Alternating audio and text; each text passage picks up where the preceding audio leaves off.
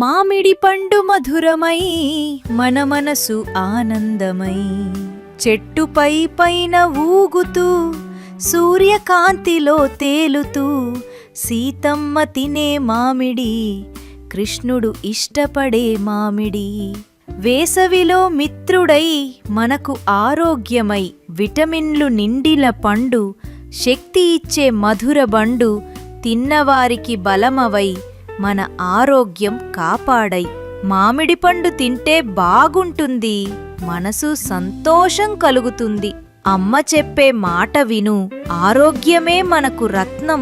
పిల్లలు, మనం ఇప్పుడే విన్న పద్యంలో మామిడి పండు గురించి చెప్పారు. మామిడి పండు వేసవి కాలంలో వస్తుంది.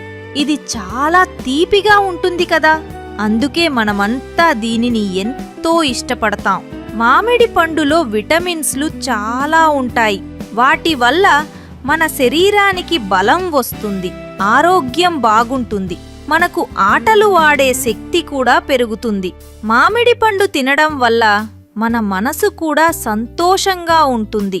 అందుకే కృష్ణుడు ఇష్టపడేవాడు, సీతమ్మ కూడా తినేది అని పద్యంలో చెప్పారు.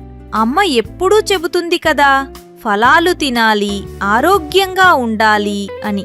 అందుకే మనము ప్రతిసారి ఫలాలు తినాలి, జంక్ ఫుడ్ తగ్గించాలి. మరి పిల్లలు, గుర్తుంచుకోండి.